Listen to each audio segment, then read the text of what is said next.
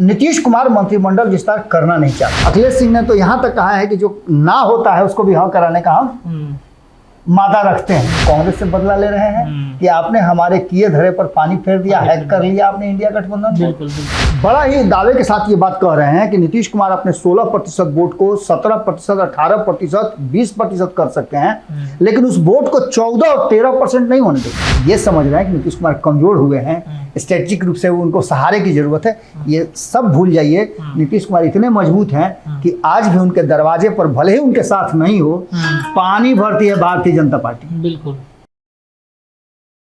नमस्कार, भारत लाइव देख रहे हैं आप, और ये रातों रात है जहां पे हम बीते दिनों की जो चर्चाएं राजनीति गलियारे में चली होती हैं उस पर चर्चा करते हैं विस्तृत रूप से, क्योंकि आज भी दिन भर कहीं ना कहीं राजनीति गलियारों में वही मुद्दों पर चर्चाएं चल सकती हैं, बहस छिड़ सकती है। हमारे पास पहला जो टॉपिक है रातों रात का कि कैबिनेट विस्तार को लेकर नीतीश कुमार ने बिल्कुल नकार दिया है। बाबा हैं हमारे साथ, इनसे जुड़ेंगे, चर्चा करेंगे कि कैबिनेट विस्तार को नीतीश कुमार ने बीते दिनों नकार दिया था। चर्चाएं जो बिहार के राजनीतिक गलियारे में चल रही थी उस पर नीतीश कुमार ने, जैसा कि हमारे संपादक नमन मिश्रा सर बताते हैं, कि ताला मार के चाबी फेंक दिया उन्होंने। बिल्कुल, जिस तरह की चर्चाएं चल रही हैं, और ये चर्चा कोई नई नहीं है। आपको याद होगा कि जब नीतीश मंत्रिमंडल से आरजेडी कोटे के मंत्रियों का जब इस्तीफा धड़ाधड़ हो रहा था, जी जी जी, पहले सुधाकर सिंह का हुआ, उसके बाद कार्तिक मास्टर का हुआ, तब से ये चर्चाएं चल रही हैं कि मंत्रिमंडल का विस्तार होगा, फिर से सवर्णों को उसमें जगह दिया जाएगा। आपको याद होगा हम लोग एक दिन पहले भी ये खबर किए थे कि सवर्णों को किस तरह से किनारा लगाया जा रहा है। ये सारी बातें कहीं ना कहीं एक तरफ इशारा कर रही हैं कि नीतीश कुमार मंत्रिमंडल विस्तार करना नहीं चाहते हैं। आपको याद होगा कि कांग्रेस के लोग अपना हिस्सा मांगते हुए लालू प्रसाद के पास गए थे, और लालू प्रसाद के पास गए थे, उसका नीतीश कुमार से मुलाकात किए थे। तो नीतीश कुमार से जब ये सवाल पूछा गया था तब नीतीश कुमार ने कहा था कि जा करके तेजस्वी यादव से पूछिए ना। यानी कि ये जो मंत्रिमंडल विस्तार की जो चर्चाएं हैं ये चल तो रही हैं, लेकिन इसे जैसे बॉल नहीं फेंका जाता है उस तरह से गेंद की तरफ फेंका जा रहा है। और इस बात को लेकर के जब नीतीश कुमार ने अंतिम समय में नकार दिया, उसके पीछे भी कई कारण है। संपादक नमन मिश्रा जी ने, जैसा कि आपने बताया भी, तो उन्होंने कहा कि ताला बंद करके चाबी फेंक दिए हैं। इसके अलावा भी उन्होंने बहुत सारी बातें कही है। उन्होंने साफ तरीके से कहा है कि नीतीश कुमार की मंशा ही नहीं है कि अब वो फिर से उसी दलदल में जाए जिस दलदल से वो निकल करके आ रहे हैं। इसके साथ साथ कैबिनेट विस्तार पर नकारात्मक उत्तर दे करके वो कई लोगों से बदला भी ले रहे हैं। कांग्रेस से बदला ले रहे हैं कि आपने हमारे किए धरे पर पानी फेर दिया, हैक कर लिया आपने इंडिया गठबंधन। बिल्कुल बिल्कुल। नीतीश कुमार और लालू प्रसाद के बीच में जो संबंध चल रहा है उस संबंध पर भी उन्होंने कहीं ना कहीं मंत्रिमंडल विस्तार नहीं करके ये दिखा दिया। और तेजस्वी यादव जो A to Z की बात कर रहे थे, जिसकी चर्चा हम पहले से करते आ रहे हैं, उस पर विराम लगा दिया है। MY ही रहेंगे। उन पर उनके साथ सवर्णों को जोड़ करके वो नहीं दिखाना चाहते हैं कि इनकी ताकत बढ़े। अब ये हो सकता है कि हमारा सोचने का तरीका कुछ अलग हो, लेकिन इतना तो तय है कि जो कांग्रेस की तरफ से बयान आए हैं, जिसकी खबरें भी कल हम लगातार करते रहे हैं, कि जिस तरह शकील अहमद खान और जिस तरह से अखिलेश सिंह ने जो बातें कही हैं वो साफ नजर आ रहा है कि तलखियां बढ़ी हैं। अखिलेश सिंह ने तो यहाँ तक कहा है कि जो ना होता है उसको भी हाँ कराने का हम मादा रखते हैं। तो मतलब आप समझ लीजिए कि क्या होने वाला है। ये उंगली दिखा रहे हैं। बिल्कुल बिल्कुल, सिंपल सी बात है कि कहीं ना कहीं, हालांकि ये भी बात कहा गया है अखिलेश सिंह के द्वारा कि इसका इंडिया गठबंधन पे कोई असर नहीं पड़ने वाला है, लेकिन ऐसा कैसे होगा? ऐसे कैसे होगा? कि छुरी उंगली पर चलाइए, कहिए कि खून नहीं निकलेगा, कट जाएगा, लेकिन खून नहीं निकलेगा, वो तो निकलना ही है। चलिए जी, तो दूसरा जो बाबा टॉपिक ये है कि कल जो राजनीतिक घटनाक्रम में सबसे ज्यादा हॉट टॉपिक जो बना हुआ था, ललन सिंह और अशोक चौधरी के बीच में बहसा बहसी खूब हुई। ये बात यहाँ तक चली आई कि भाई कुछ गड़बड़ भी हो सकता है। इसकी चर्चाएं आज भी दिन भर चल सकती हैं। देखिए, ये ललन सिंह और अशोक चौधरी के बीच में जो बातें हो रही हैं या जो जिस बात की चर्चा हो रही है, ये उनका व्यक्तिगत मामला है। लेकिन सबसे बड़ी बात है कि सार्वजनिक जीवन में आपका व्यक्तिगत मामला कुछ होता नहीं। बिल्कुल बिल्कुल। अगर ललन सिंह और अशोक चौधरी में झगड़ा बंद कमरे में होता या उनका जमीन का लड़ाई होता तो इस बात की उतनी चर्चा नहीं होती। लेकिन चूंकि वो सार्वजनिक जीवन में है और उसका असर आम लोगों पे पड़ना है, तो निश्चित रूप से ये चर्चाएं होंगी।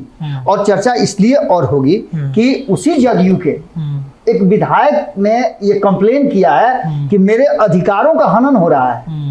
मैं जिस क्षेत्र से के लोगों का वोट लेकर के प्रतिनिधि हूँ, उस क्षेत्र में मेरे जगह पर ये कुछ अलग करके मेरी छवि को धूमिल कर रहे हैं। ऐसा भी हो रहा है कि कई कार्यक्रम होते हैं मेरे ही क्षेत्र में, मुझे नकार दिया जाता है। इसका सीधा सा मतलब है कि इग्नोर किया जा रहा है, और ये इग्नोर दो ही तरीके से किया जा सकता है। एक तो आप बहुत ताकत में मजबूत हैं, तब आप किसी को इग्नोर कर सकते हैं, या फिर दूसरा सबसे महत्वपूर्ण कारण होता है कि एक आप किसी के अधिकार को छीनना चाहते हैं, उसको अपने से दूर करना चाहते हैं। तब इसमें कई चर्चाएं चली हैं, आपने सुना भी होगा कि चल रहा था कि उस सीट पर वो अपने परिजन के अपने परिवार के किसी सदस्य को लड़ाना चाहते हैं, उसकी तैयारी कर रहे हैं, अलग तरीके से बैटिंग कर रहे हैं। बिल्कुल ये सारी चीजें चल रही हैं। और ललन सिंह और अशोक चौधरी के बीच में जो चल रहा है उसके पीछे और भी कई कारण हैं। इसके पीछे नीतीश कुमार भी कहीं ना कहीं है। जिस तरह से नीतीश कुमार ललन सिंह को बना तो दिए, पावर तो दे दिए, लेकिन उस पावर को सीज कर रहे हैं, धीरे धीरे उस पावर को संकुचित कर रहे हैं। तो वहीं बिना पावर के वो अशोक चौधरी के कंधे पर सर रख देते हैं, कभी उनके पीठ पे हाथ रख देते हैं। इसका सीधा मतलब होता है कि नीतीश कुमार भी इसमें कम नहीं है। नीतीश कुमार भी कहीं ना कहीं इन दोनों के बीच में जो झमेला चल रहा है उसके लिए उतना ही जिम्मेवार है। अब देखना दिलचस्प होगा कि दो धुरी हैं। अब तक अगर ये मामला आम समाज का होता तो आप देखते कि SC/ST कोर्ट में केस हो गया रहता है थाना में, बिल्कुल नहीं ललन सिंह पर हो गया रहता। लेकिन चूंकि ये पॉलिटिकल सिनेरियो है, इसमें बहुत सारी बातें होती हैं, पर्दे के पीछे भी होती है, पर्दे के बाहर भी होती हैं। आज से कुछ दिन पहले हमने एक खबर चलाया था कि कुछ और लोग हैं जिनको ऑफिस में अच्छा व्यवहार नहीं किया ललन सिंह, तो उस पर भी प्रतिक्रिया आई थी कि नहीं ऐसा कुछ नहीं है, लेकिन पब्लिक डोमेन में कहाँ कोई कहेगा। अब ये बात है कि ललन सिंह और अशोक चौधरी वाला जो मामला सामने आ गया है, तो कहीं ना कहीं नीतीश कुमार के लिए ये अच्छी खबर नहीं है। अगर ऐसा होता भी है, अगर नीतीश कुमार के जानकारी के अभाव में ये हो रहा है, जानकारी के बिना ये हो रहा है, तो अच्छी खबर नहीं है। अगर नीतीश कुमार इसमें इन्वॉल्व है, करवा रहे हैं, तब तो बहुत सारी बातें खुल के सामने आएंगी। वक्त के हिसाब से पता चलेगा क्या है। बाबा अगला टॉपिक जो है, नीतीश कुमार ने कल कैबिनेट का बैठक किया। परसों से ये चल रहा था कि कैबिनेट के बैठक मंगलवार की जगह सोमवार करा रहे हैं और कुछ बड़ा होगा। एक तो नियोजित शिक्षकों का मामला, दूसरा जातीय जनगणना की रिपोर्ट जो है वो आएगी। तो कहीं ना कहीं ऐसा लग रहा है नीतीश कुमार ने एक बार फिर से शिक्षकों को धोखा दे दिया है क्या? देखिए, एक बहुत बड़ी बात है रत्नेश जी, इसको जितना हम लोग हल्के में नियोजित शिक्षकों वाला मामला ले रहे हैं ना, उतना हल्का है नहीं। बिल्कुल, ये बहुत ही व्यापक है और इसका आने वाले 2024 और 2025 के चुनाव में बड़ा असर होना है। और नीतीश कुमार आप जानते हैं कि अवसर में चूकने वालों में से नहीं।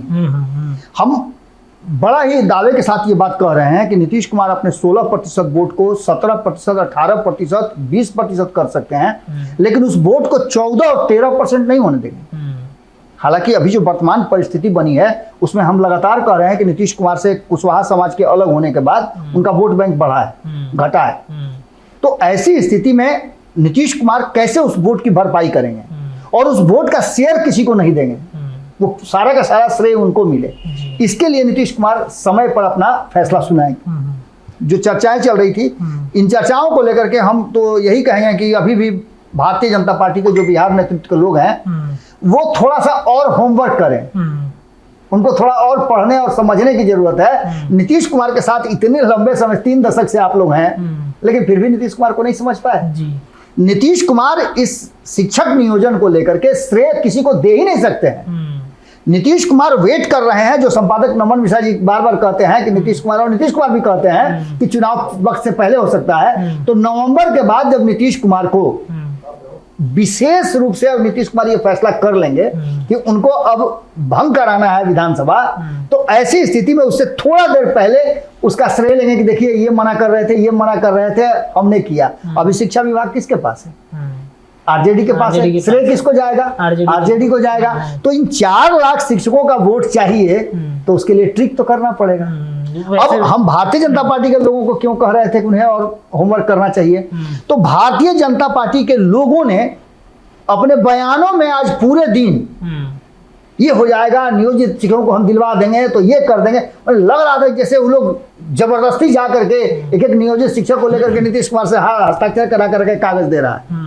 ये पूरा का पूरा मामला जो है इतना आसान नहीं है। और नीतीश कुमार जैसे खास करके चाणक्य नीति और रणनीति के जो उस्ताद कहे जाते हैं, उनसे तो ये संभव नहीं कि इतना हल्के में ये सब चीजों को अनाउंस कर देंगे। बिल्कुल, बिल्कुल। आज हमारी चर्चा हो रही थी, बहुत सारे पत्रकार मित्रों के साथ में बैठा था, वहां भी ये चर्चा हो रही थी। और चर्चा इस बात की भी हो रही थी कि जातीय जनगणना की बात भी अगर कही जाए तो जातीय जनगणना भी नीतीश कुमार उसको कैबिनेट से मंजूरी दे सकते हैं, लेकिन इतना आसान नहीं है। श्रेय तो चला जाएगा फिर आरजेडी को ही। बिल्कुल। तो बिल्कुल ऐसी स्थिति में नीतीश कुमार कहीं ना कहीं शिक्षकों का जो मामला है, नियोजित शिक्षकों को सरकारी कर्मी का दर्जा देने का, ये इतना आसानी से देने वाले नहीं है।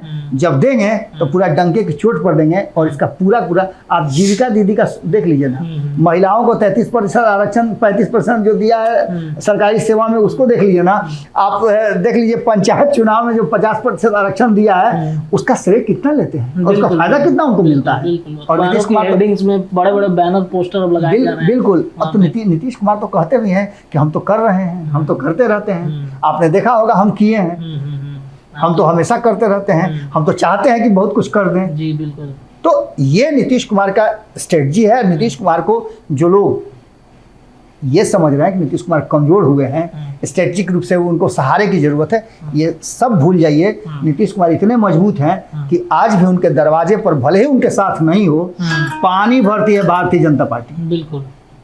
जितना बार कहेंगे उतना बार कुआं से पानी निकाल कर नीतीश कुमार का पैर धोएगी। ये सब चीजें तो चल ही रही है ना। तो ऐसी स्थिति में ये जो कुछ भी हो रहा है, कहीं ना कहीं नीतीश कुमार की सोची समझी रणनीति का हिस्सा है। और नियोजित शिक्षकों को बहुत ज्यादा हताश होने की जरूरत नहीं है। मिलेगा सरकारी कर्मी का दर्जा, लेकिन वो ये पहले बोल दें, हर्दी गुर्दी बोल दे कि वोट तो हम नीतीश को देंगे, तो ये हो जाएगा। चलिए, तो रातों रात में हमने तमाम विषयों पर चर्चा किया और बताया कि दिन भर आज राजनीति गलियारे में ये कहीं ना कहीं मुख्य बिंदु हो सकते हैं। फिलहाल भारत लाइव के इस वीडियो में इतना ही। ऐसी ही तमाम चर्चाएं लगातार होंगी। बहुत बहुत धन्यवाद। धीरे धीरे से मेरी जिंदगी में आना, धीरे धीरे से दिल को चुराना। नमस्कार, मैं अनुराधा पौडवाल 26 नवंबर को पैनोरमा स्टार सीजन 6 के कार्यक्रम में पूर्णिया बिहार आ रही हूँ। मुझे पैनोरमा ग्रुप के निर्देशक संजीव मिश्रा जी ने बुलाया है, तो हम सब मिलते हैं पैनोरमा ई होम्स में शाम 7 बजे। नमस्कार। अगर ये वीडियो पसंद आई और वह बिहार के राजनीति और बिहारियत से सरोकार रखेनी तो सब्सक्राइब बटन दबा के चैनल के सब्सक्राइब कर ली। ओजे एगो घंटी बा, ओकरा बटन दबा देला से कुल सटीक और मारक खबर रुआ मुफ्त में मिल जाई। अगर रुआ पत्रकारिता के हमनी के नया प्रयोग में सहयोग कर चाहतानी तो ज्वाइन बटन दबा दी। पेटीएम नंबर नोट कर ली 9386816700। धन्यवाद।